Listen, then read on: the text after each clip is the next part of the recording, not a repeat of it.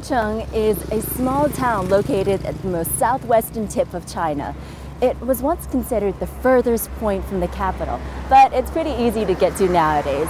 It's a small place, but it's definitely charming. Join us as we continue our journey. Welcome back to Travelogue. I'm Michelle Lin. The village of Heshun lies 4 kilometers away from Tongcheng town. That's 10 minutes by taxi or one of the minibuses. Even though Heshun was voted the most charming village in China in 2005, you still won't find many tourists here. Located on the southwestern Silk Road, this 600-year-old village is known as an overseas Chinese town. It's pretty confusing terminology until it's explained to you.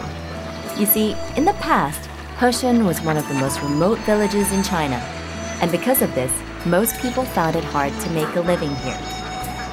So a good portion of the young men traveled to Myanmar, other parts of Southeast Asia, or Europe to work and support their families.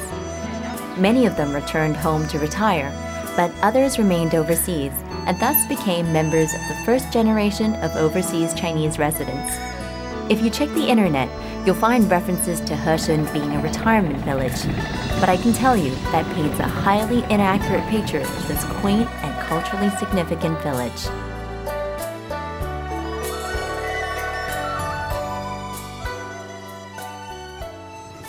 Before I came, I read a little online about this town called Heshun, and I thought it might be quite an interesting visit because in 2005, it won the most charmed town across China.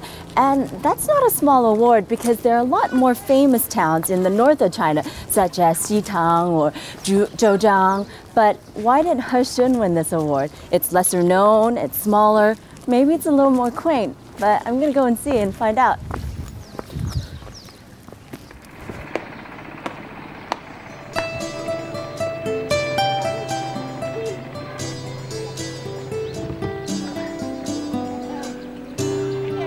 When you think of retirement villages, you probably think of places like Florida, where the elderly flock to enjoy a tranquil old age.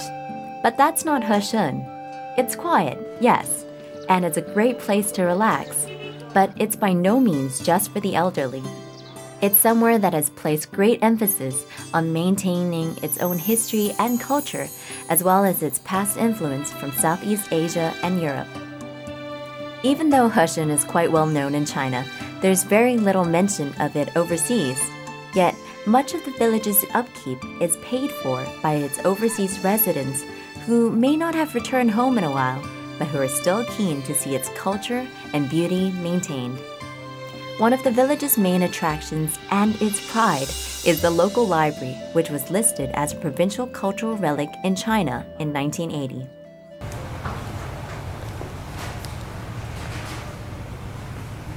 Wow, library. I haven't been into one of these in like forever. So you can come here and read the news daily, like any other library. But this library in particular is really special because it started in 1928, and at that time, not many villages had libraries like this big. The men here would go away to work and they would come back with stacks and stacks of books to fill their library because they thought it was really important to have, literature around. Today, the library boasts 70,000 books and counting. Here, you'll be able to find literature on numerous topics, including one-off copies of ancient works not available anywhere else. The annual borrowing fee is 5 kwai, and it's not just limited to the locals. Tourists are welcome to borrow the books too, as long as they return them within the year. Not a bad excuse to revisit. In rural China, villages often have little time or opportunity for reading, but here in Heshun, they are firm believers in building up their knowledge. So it's common to find people reading or surfing the internet after work. It's no surprise to find that the village is home to some of the most renowned scholars in China's history, the most famous being Ai Siqi, a philosopher who has been a major influence in China since the mid-1930s. The porous volcanic rock used for the structures was fitted with the same care that has been taken to preserve the village's history. You'll find that many of Heshun's pathways are studded with volcanic cobblestones. These paths link the 1,300 homes here, most of which were built during the Qing dynasty over 300 years ago. See, this wall here, it's made from rock from the volcanoes because in Hushen village, there are a ton of volcanoes surrounding the area. So the locals have used the stone to build their homes and buildings. And you see the natural formation of the rock, and it's really beautiful. And what they do to build them is they just cut out the stone and stick them in. They don't use sealants, no cement, and it lasts too because this wall here is over 100 years old.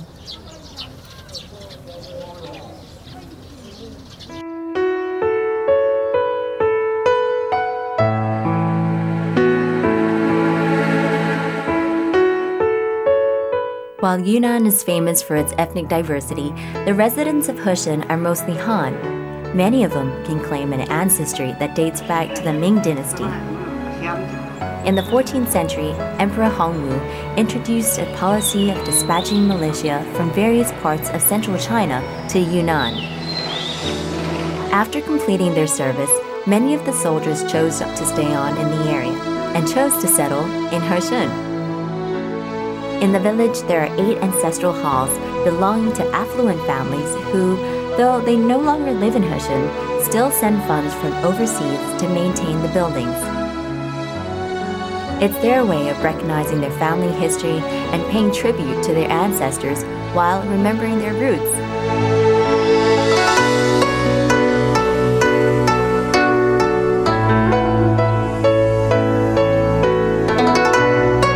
Since most of the families involved are Han, you'll find that the buildings reflect a northern Chinese architectural style, although there is a slight Southeast Asian influence.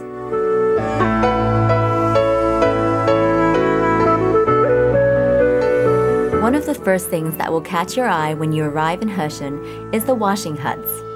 Standing beside the river near the village entrance, there are 6 of them altogether, built in different styles.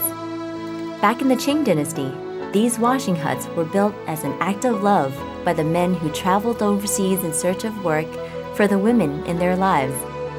The huts were places where the women could wash their clothing in the river, sheltered from the sun and rain. They were built near the village entrance so that the women would be able to see the men when they eventually returned home from overseas.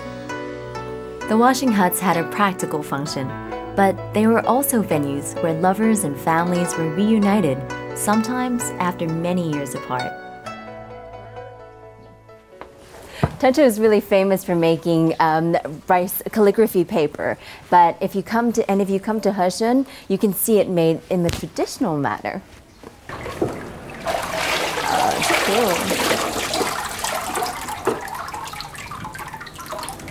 It's cool. 我能试试做这个吗？可以呀。可以呀。可以。你教我吧，我不会。看好，我先做给你一张看。好好。我这边一次，然后再朝这边一次。要放2式的是吗？颜色。嗯。哎。这样它就一张纸。 然后把它反扣到这边来，这边就多一张纸。啊，这样一张纸就算完成。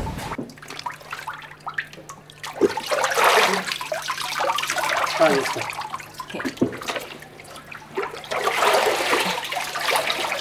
I think I'm kind of hopeless at this.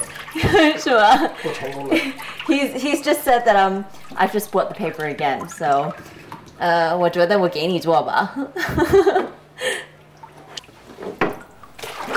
It may look easy, but the untrained hand probably won't be able to transform pulp into paper quite as easily as my current mentor.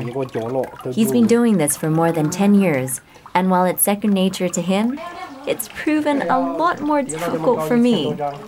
So I think I'll just leave it to the experts and feed my shopping habit instead. Few people have much use for calligraphy paper these days, but handmade paper is always a good souvenir or present. I think knowing how much effort goes into producing a sheet of paper makes it that bit more special.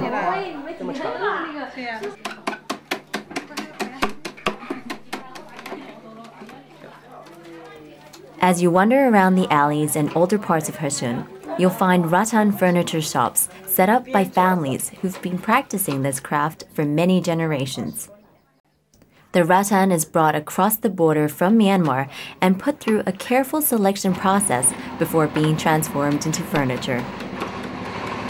A custom-made side table takes about a week to make and a chair about 3 days, but smaller items are available to buy on the spot. You'll also find household items used in local Chinese villages here, but bear in mind that they're probably woven not from rattan, but from bamboo. Rattan is one of the oldest raw fibers used for making furniture today. The rattan vine grows naturally in jungles throughout Southeast Asia.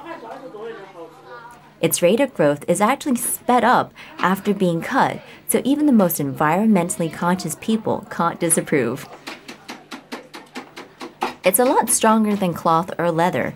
Some of the chairs in the shop are over 30 years old and still in good shape. While wicker is the general term used for woven furniture, rattan, especially the honey variety from Southeast Asia, is the most durable and converted. That's a tip in case you decide to buy some.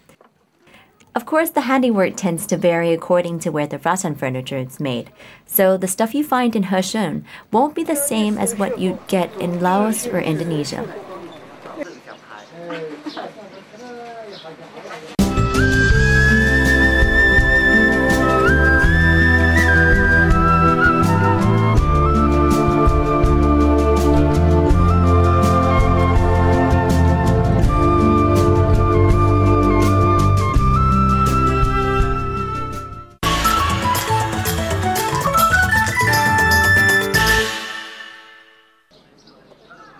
The Yunnan Burma Anti-Japanese War Museum is the first non-governmental museum highlighting Second World War history along the Sino-Myanmar border.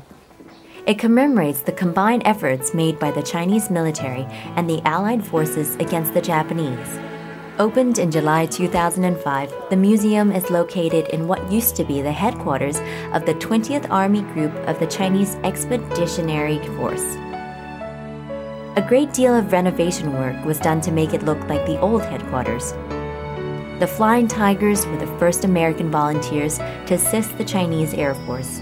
They helped defend the Chinese people in some of the bloodiest battles that occurred in the Tongchong area from 1942 to 1944. You'll find the remains of some of their planes